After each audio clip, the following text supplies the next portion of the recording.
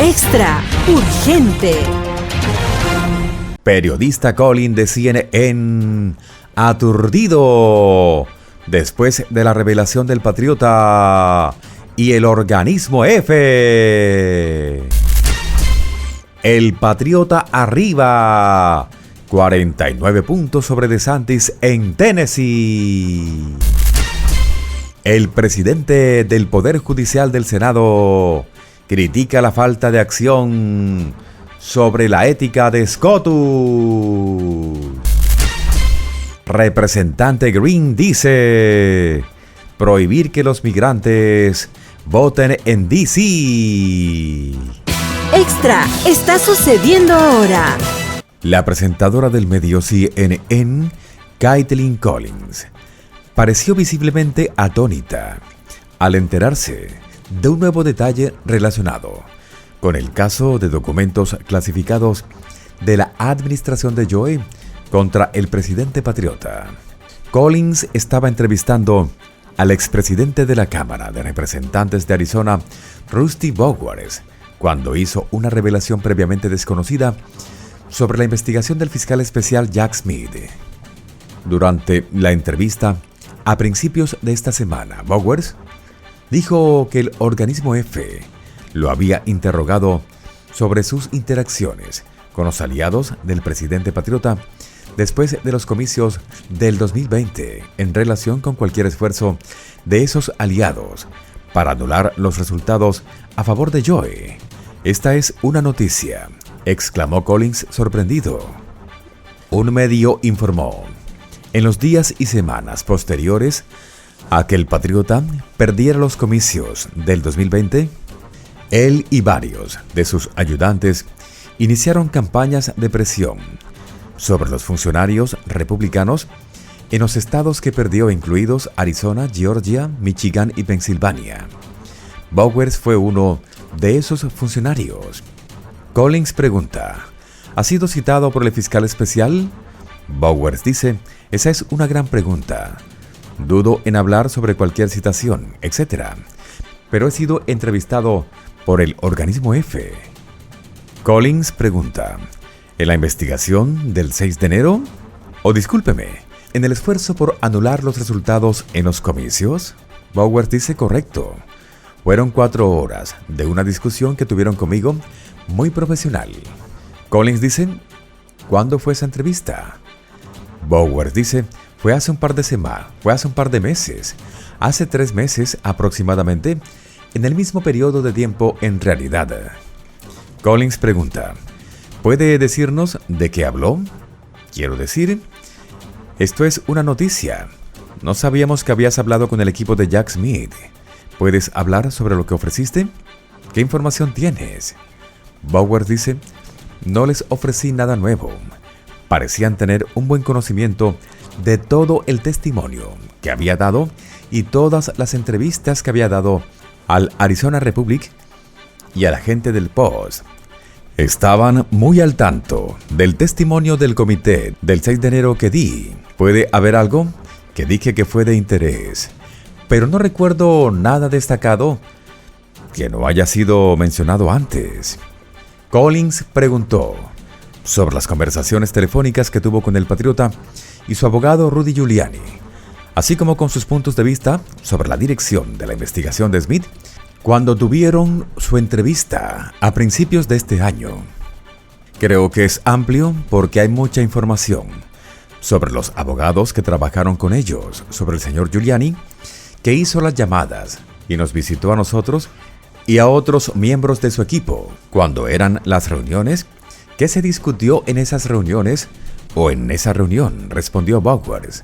Entonces supongo que todos ellos están involucrados. Mientras tanto, el medio CNN, en apuros, ha realizado otro cambio en su programación con la esperanza de atraer a más espectadores. Collins, quien formó parte de una alineación de 3 anfitriones para el programa matutino de la cadena, ha estado presentando un programa de las 9 p.m. llamado CNN Prime Time durante un par de semanas. La red anunció que obtendrá ese espacio de forma permanente y el nombre del programa cambiará a The Source with Kathleen Collins. El nuevo programa cambiará oficialmente a Collins del medio CNN This Morning al horario de máxima audiencia, dejando a la coanfitriona de Collins, Happy Harlock, como anfitriona del programa matutino, con una rotación de presentadores invitados de CNN sin un coanfitrión permanente. Si bien el exdirector ejecutivo Chris Light, quien fue expulsado de la red a principios de junio, preparó el programa matutino, reinventado en el otoño del 2022 con Collins, Harlock y Don Lemon. El trío se separó después de que Lemon abandonó la red en abril. Su horario de máxima audiencia se anunció en mayo. En ese momento, la red dijo que se haría un anuncio sobre la fecha de inicio en algún momento en el futuro cercano. De otro lado, el presidente patriota tiene una ventaja de 49 puntos sobre el gobernador de Florida, Ron DeSantis, en Tennessee a partir de junio, y se espera que gane fácilmente la nominación republicana para presidente en el estado voluntario. Una nueva encuesta de un medio mostró al patriota con un 61% de apoyo entre los votantes de las primarias de Tennessee en comparación con el 12% de DeSantis. La encuesta también encontró que el patriota aventaja a Joe en una revancha de 2024 por 21 puntos. Estos resultados primarios reflejan lo que hemos visto en las encuestas nacionales durante meses, que una revancha entre Joe y el patriota es el escenario más probable en 2024, dijo el portavoz del medio Mark Cunningham. Es interesante que al patriota le vaya sustancialmente mejor contra Joe que a Ron DeSantis, y el cambio provino casi exclusivamente de los votantes republicanos que dicen que votarán por el patriota como su candidato, pero que no votarían en absoluto si DeSantis fuera el candidato. El apoyo actual del 55% del patriota sobre el 34% de Joe es algo más bajo que su desempeño en el estado en 2020, que le valió poco más del 60% de los votos. Entre los demócratas que compiten por la nominación de su partido, Joe domina con un 63% sobre los retadores Robert Kennedy Jr. y Marianne Williamson, quienes tienen el 7 y el 2% de los votos respectivamente. Sin embargo, un 26% de los votantes de las primarias demócratas en Tennessee siguen indecisos. Si tuviera que elegir entre Joe y DeSantis, el popular gobernador de Florida también ganaría el 52% del estado frente al 36% del patriota. La encuesta se realizó del 14 al 22 de junio y tiene un margen de error de más o menos 2.87 puntos porcentuales. De otro lado, el senador demócrata Dick Durbin de Illinois, jefe del panel judicial de la Cámara, criticó al presidente del Tribunal Supremo, John Roberts, por su inacción con respecto a la reforma ética de la Corte Suprema a este periodo.